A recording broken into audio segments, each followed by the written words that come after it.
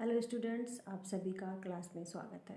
हम बात कर रहे हैं पाश्चात्य प्रतिनिधि राजनीतिक विचारक जीन जैक्स रूसो के बारे में। इससे पूर्व की क्लास में हमने रूसो की सामान्य इच्छा सिद्धांत के बारे में जाना, उसका निर्माण कैसे होता है इस संदर्भ में बात करी। इसके साथ साथ सामान्य इच्छा की विभिन्न विशेषताओं के बारे में भी जाना। रूसो ने व्यक्त किया था कि सामान्य इच्छा जो है अदेय है, अखंड है, सर्वोच्च है, निरंकुश है, उसको हस्तांतरित नहीं किया जा सकता। इसके साथ साथ उन्होंने ये भी माना कि सामान्य इच्छा में सार्वजनिक हित व्याप्त होता है। आज हम बात करेंगे सामान्य इच्छा और सर्वसम्मति में अंतर, और इसके साथ साथ ये भी देखेंगे कि विभिन्न राजनीतिक विचारकों के द्वारा रूसो की सामान्य इच्छा सिद्धांत की किस प्रकार से आलोचना की गई। सामान्य इच्छा एवं सर्वसम्मति में अंतर। सबसे पहला जो अंतर वह ये है कि सर्वसम्मति में बहुमत की इच्छा व्याप्त रहती है, जबकि सामान्य इच्छा में ऐसा होना आवश्यक नहीं। अर्थात रूसो ने माना कि सामान्य इच्छा जो है वो जरूरी नहीं कि वो बहुमत की ही इच्छा हो। अर्थात कई बार एक व्यक्ति या कुछ व्यक्तियों की इच्छा जो है वो भी सामान्य इच्छा की श्रेणी में रखी जा सकती है, जबकि सर्वसम्मति में जो है ये रहता है कि सभी व्यक्तियों की इच्छा जो है या बहुमत की इच्छा जो है वो सर्वसम्मति की श्रेणी में आती है। और ये माना जाता है कि जब सभी व्यक्तियों में से 2/3 लोगों ने जब सहमति व्यक्त कर दी तो उसमें सर्वसम्मति व्याप्त हो जाती है, और सर्वसम्मति ये माना जाता है कि ये निर्णय सर्वसम्मति से लिया गया है, या ये इच्छा सर्वसम्मति के आधार पर तय हुई है, या ये इच्छा जो है सभी की है। लेकिन रूसो ने ऐसा माना कि ऐसा जरूरी नहीं है कि हमेशा बहुमत की इच्छा जो है वो सामान्य इच्छा के रूप में दृष्टिगत हो, क्योंकि कई बार ऐसा भी होता है कि बहुमत की इच्छा जो है वो सभी का हित करने वाली नहीं होती है। तो कई बार कुछ व्यक्तियों की इच्छा जो है वो सभी का हित करने वाली होती है। तो उन्होंने ये कहने का प्रयास किया कि कभी कभी या कई बार कुछ व्यक्तियों की इच्छा या एक व्यक्ति की इच्छा जो है वो भी सामान्य इच्छा की श्रेणी में रखी जा सकती है। ये हमेशा आवश्यक नहीं कि बहुमत जो है उसकी इच्छा ही सभी के हित के लिए सही हो या सभी का हित जो है उसमें निहित हो। दूसरा जो अंतर है वो है सामान्य इच्छा में एकता होती है, जबकि सर्वसम्मति में नहीं। अर्थात रूसो ने व्यक्त किया कि सामान्य इच्छा जो है वो विभिन्न व्यक्तियों की इच्छा होती है, परंतु फिर भी विभिन्नता होने के बावजूद सामान्य इच्छा में एकता होती है। एकता किस दृष्टि से होती है? एकता इस दृष्टि से होती है कि सामान्य इच्छा में जो है सभी का हित व्याप्त रहता है, सभी का कल्याण व्याप्त रहता है, तो इस दृष्टि से सामान्य इच्छा में एकता पाई जाती है, जबकि सर्वसम्मति में जो है एकता नहीं पाई जाती। ये हो सकता है कि सर्वसम्मति से लिया गया निर्णय जो है वो उस समय सर्वसम्मति उसमें निहित हो, लेकिन बाद में ये भी हो सकता है कि जिन व्यक्तियों ने उसमें सहमति प्रदान की थी वो व्यक्ति जो है अपना निर्णय बदलते। लेकिन सामान्य इच्छा का उद्देश्य जो है सभी का हित होता है, सभी का कल्याण होता है, इसलिए सामान्य इच्छा में एकता व्याप्त रहती है। और सभी का हित जब रहेगा तो वो जो निर्णय जो है वो सदैव ही सही रहेगा, वो निर्णय जो है सदैव एक रूप में ही रहेगा, उसको जो है वो स्थायी बना रहेगा, वो अस्थायी निर्णय नहीं होता। जबकि सर्वसम्मति से लिया गया निर्णय अस्थायी भी हो सकता है। अर्थात जब सर्वसम्मति बदल जाती है या कुछ व्यक्तियों की सहमति उसमें नहीं रहती है तो फिर वो निर्णय जो है सर्वसम्मति का लिया हुआ निर्णय नहीं होता। तो इस प्रकार से कहा जा सकता है कि सामान्य इच्छा में जो है स्थायित्व के गुण पाए जाते हैं, एकता के गुण पाए जाते हैं, जबकि सर्वसम्मति में ऐसा नहीं पाया जाता। फिर है सर्वसम्मति किन्हीं परिस्थितियों में कुछ व्यक्तियों के विशेष हितों से संबंधित हो सकती है, किंतु सामान्य इच्छा जन कल्याण में ही होगी। अर्थात सर्वसम्मति जो है ये भी हो सकता है कि कभी कभार बहुमत जो है वो कुछ विशेष हित के व्यक्तियों का हो और कुछ विशेष हित के व्यक्तियों का, जैसे उदाहरण के तौर पे जैसे पूंजीपति वर्ग जो है बहुमत में शामिल हो और वो जब निर्णय लेते हैं तो वो अपने हितों की दृष्टि से लेते हैं। तो ये हो सकता है कि सर्वसम्मति से या 2/3 बहुमत से लिया गया निर्णय जो है कुछ व्यक्तियों के विशेष हितों से संबंधित हो। जैसे कि बहुमत में पूंजीपति वर्गों की संख्या अलग ज़्यादा होगी तो उनके द्वारा जो निर्णय होगा वो पूंजीपति वर्ग के हित में ही होगा, वो जन सामान्य या निर्धन वर्ग के हित में नहीं होगा। तो इस आधार पर ये कहने का प्रयास किया रूसो ने कि सर्वसम्मति से लिया गया निर्णय जो है कई बार ऐसा भी हो सकता है कि वो विशेष हितों से संबंधित हो, जबकि सामान्य इच्छा जो है उसमें सदैव ही जो है जन कल्याण निहित होता है, उसमें सभी का कल्याण निहित होता है। तो उसमें कुछ कोई विशेष हित या कुछ वर्ग के हितों की पालना उसमें नहीं होती है। इस संदर्भ में रूसो ने कहा कि समाज के समस्त सदस्यों की इच्छाओं का कुल योग सामान्य इच्छा कभी नहीं हो सकता, क्योंकि समस्त सदस्यों की इच्छा में सदस्यों के व्यक्तिगत स्वार्थों का सम्मिश्रण होता है, जबकि सामान्य इच्छा का संबंध केवल सामान्य हितों से होता है। अर्थात रूसो ने कहने का प्रयास किया कि सभी व्यक्तियों की इच्छाओं का कुल योग जो है वो कभी भी सामान्य इच्छा नहीं होता, क्योंकि सभी व्यक्तियों की इच्छा का मतलब ये है कि उसमें जब भी कोई व्यक्ति अपनी इच्छा व्यक्त करता है तो उसमें व्यक्तिगत स्वार्थ निहित होते हैं, और ये व्यक्तिगत स्वार्थ जहाँ पे आ जाते हैं वहाँ पर जो है सामान्य इच्छा का निर्माण नहीं होता, बल्कि सामान्य इच्छा का निर्माण जो है वो ऐसी भावना, व्यक्तियों के विचारों की ऐसी भावनाओं से होता है या ऐसी श्रेष्ठ भावनाओं से होता है जिसका लक्ष्य जो है सभी का हित हो, जिसका लक्ष्य जो है जन कल्याण हो। तो इस आधार पर रूसो ने कहने का प्रयास किया कि सामान्य इच्छा का संबंध जो है वो सभी व्यक्तियों के हितों से होता है, उसमें व्यक्तिगत स्वार्थ जो है उसकी अवहेलना होती है या व्यक्तिगत स्वार्थ जो है उसमें मिश्रित नहीं होते हैं। अब हम देखते हैं सामान्य इच्छा की आलोचना।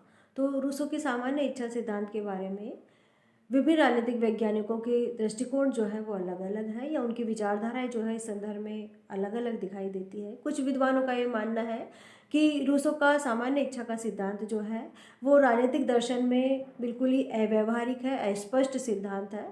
इसके साथ साथ उन्होंने ये भी माना कि ये जो सिद्धांत है वो एक ऐसा सिद्धांत है जो कि सारहीन है, उसका कोई महत्व नहीं है। जबकि कुछ विद्वानों ने माना कि रूसो का सामान्य इच्छा का सिद्धांत जो है वो लोकतंत्र का संदेशवाहक है, इससे जो है लोकतंत्र की नींव पड़ी है और इससे लोकतांत्रिक शासन व्यवस्थाओं को समर्थन मिला है।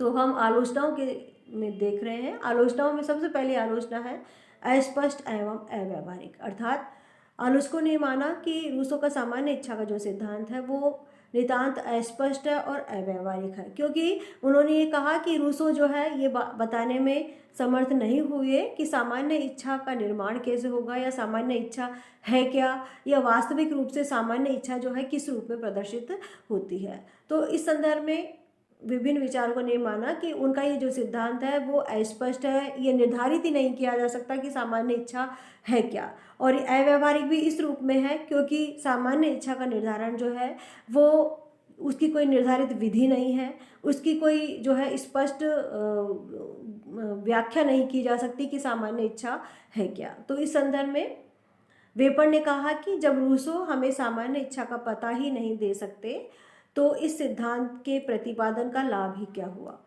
रूसो ने हमें एक ऐसे अंधकार में छोड़ दिया है जहां हम सामान्य इच्छा के बारे में अच्छी तरह सोच भी नहीं सकते। अर्थात वेपर ने कहने का प्रयास किया कि जो रूसो का सामान्य इच्छा का सिद्धांत है वो एक ऐसा सिद्धांत है जो हमें अंधकार में ले जाता है, क्योंकि हमें ये पता ही नहीं है कि सामान्य इच्छा का निर्माण कैसे होगा। तो उस सामान्य इच्छा का पालन तो बहुत ही दूर की बात हो जाती है। अगली जो आलोचना है वो है यथार्थ इच्छा तथा आदर्श इच्छा का भेद काल्पनिक है।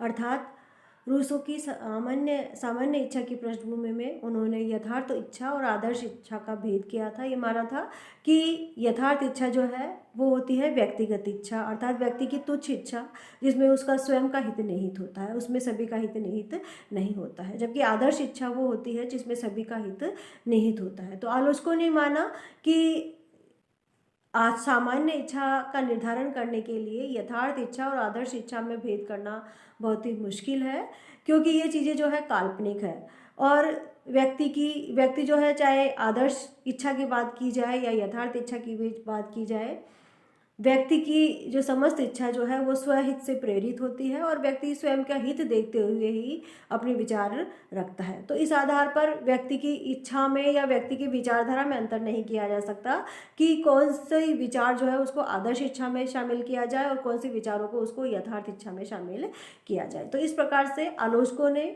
यथार्थ इच्छा और आदर्श इच्छा की जो बात थी रूसो की सामान्य इच्छा की पृष्ठभूमि में उसको नितांत काल्पनिक माना, और ये माना कि इस तरह से अंतर करना बहुत ही मुश्किल है। इस संदर्भ में हॉबहाउस का कहना है कि यथार्थ इच्छा तथा आदर्श इच्छा का अंतर व्यवहार में सही नहीं होता है।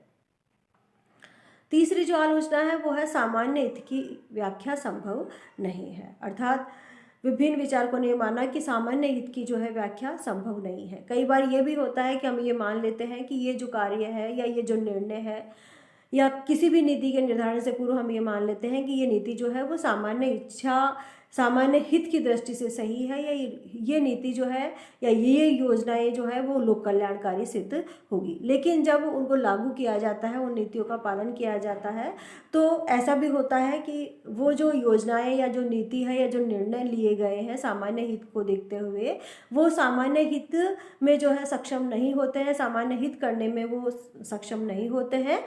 तो ऐसी दृष्टि से विभिन्न विचारकों ने माना कि सामान्य हित की व्याख्या जब कोई निर्णय लिया जा रहा हो तो उसको कार्य रूप में देने से पूर्व ही ये निश्चित नहीं किया जा सकता कि अमुक निर्णय जो है या अमुक नीति जो है वो सामान्य हित की दृष्टि से सही है।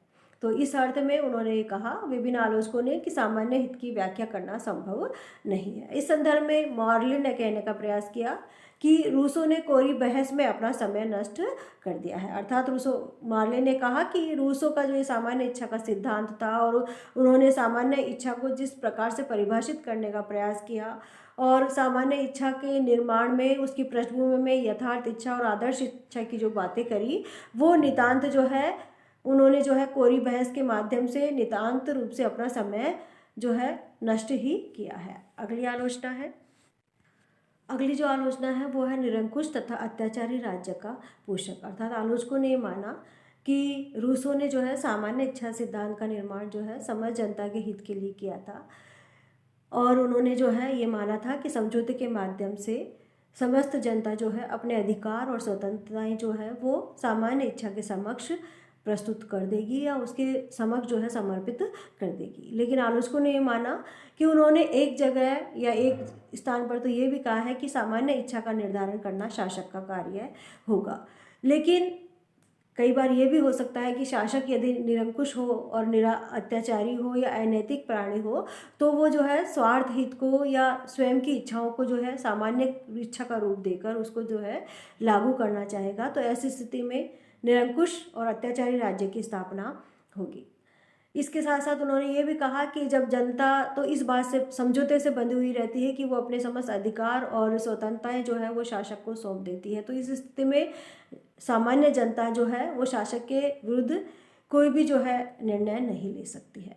इस संदर्भ में W.T. जोन्स का कहना है कि रूसो की सामान्य इच्छा विषयक सिद्धांत में कुछ ऐसे अस्थिर तत्व है जो उसे जनतंत्र के समर्थन से हटाकर निरंकुश शासन के समर्थन की ओर ले जाते हैं। अर्थात W.T. जोन्स ने ये कहने का प्रयास किया कि उन्होंने शासक को सामान्य इच्छा के निर्धारण की अधिकार देकर जो है ये जनतंत्र के समर्थन से हटकर जो है वो निरंकुशता की ओर इस चीज़ को ले जाते हैं। इस संदर्भ में ए डाइट का कहना है कि रूसो सामान्य इच्छा की आड़ में बहुमत की निरंकुशता का प्रतिपादन तथा समर्थन करता है। अर्थात रूसो ने माना था कि बहुमत की इच्छा ही जो है वो सामान्य इच्छा होती है या सभी व्यक्तियों की इच्छा जो है वो सामान्य इच्छा होती है। तो उन्होंने ये माना कि इस तरह से जो है बहुमत की निरंकुशता स्थापित हो सकती है। इस संदर्भ में वाहन, रसल, ब्राउन तथा मरे ने भी रूसो की विचारधारा पर निरंकुशतावाद तथा अधिनायकवाद के पोषण का आरोप लगाया है। अगली जो आलोचना है वो है प्रतिनिध्यात्मक प्रजातंत्र में संभव नहीं। अर्थात रूसो ने माना था कि सामान्य इच्छा की सिद्धि के लिए जो है सभी व्यक्ति जो है संप्रभुता का प्रयोग कर पाएंगे, सभी व्यक्ति जो है निर्णय निर्माण में अपना सहयोग दे पाएंगे। अर्थात इस तरह से उन्होंने जो है प्रत्यक्ष प्रजातंत्र का समर्थन किया था और ये माना था कि सभी व्यक्ति जो है शासन के निर्णयों में शामिल होकर सभी की हितों की पूर्ति वो कर पाएंगे। सभी व्यक्ति जब किसी निर्णय में शामिल होंगे तो उस निर्णय से जो है सभी व्यक्तियों का हित संभव है। लेकिन आलोचकों ने माना कि ये जो प्रत्यक्ष प्रजातंत्र है वो तत्कालीन यूनान के छोटे छोटे जो नगर राज्य थे उनमें संभव हो सकता था, लेकिन प्रतिनिध्यात्मक प्रजातंत्र में जो है इस तरीके की व्यवस्था संभव नहीं है। अर्थात प्रत्येक व्यक्ति संप्रभुता का प्रयोग नहीं कर सकता, प्रत्येक व्यक्ति जो है शासन के निर्णयों में शामिल नहीं हो सकता। प्रतिनिधित्व प्रजातंत्र में जनता के प्रतिनिधि जो है वो शासन सत्ता का संचालन करते हैं। तो ऐसी स्थिति में प्रतिनिधियों के माध्यम से जो है सामान्य इच्छा की अभिव्यक्ति नहीं हो सकती, ऐसा रूसो ने माना था। क्योंकि उन्होंने माना था कि यदि प्रतिनिधि जो है सामान्य इच्छा की अभिव्यक्ति करते हैं तो उसमें जो है उसका जो प्रजातांत्रिक स्वरूप है, या ये कहा जा सकता है कि उसमें जो व्यक्ति की जो वास्तविक इच्छा जो है उसका स्वरूप बदल जाता है। तो आलोचकों ने भी यही माना कि प्रतिनिधि जो प्रजातंत्र है उसमें सामान्य इच्छा का पालन या सामान्य इच्छा की सिद्धि संभव नहीं है। निष्कर्ष तौर पे कहा जा सकता है कि आलोचनाओं के बावजूद इस बात से इनकार नहीं किया जा सकता कि रूसो की सामान्य इच्छा का विचार राजनीतिक विचारधारा के लिए महत्वपूर्ण देन है। अर्थात विभिन्न आलोचनाओं के होते हुए भी हम रूसो की सामान्य इच्छा की विचारधारा का अध्ययन करते हैं, उसको लोकतांत्रिक शासन व्यवस्थाओं का अग्रदूत मानते हैं या संदेशवाहक उसको माना जाता है, उसकी सामान्य इच्छा के सिद्धांत को, और रूसो को लोकतांत्रिक शासन व्यवस्थाओं का जो है संदेशवाहक माना जाता है। तो इस बात से इनकार नहीं किया जा सकता कि रूसो की विचारधारा जो है वो राजनीतिक दर्शन में महत्वपूर्ण स्थान रखती है। तो इस तरह से आज का हमारा टॉपिक पूर्ण हुआ। एक बार मैं आपको सारी स्लाइड्स दिखा देती हूँ।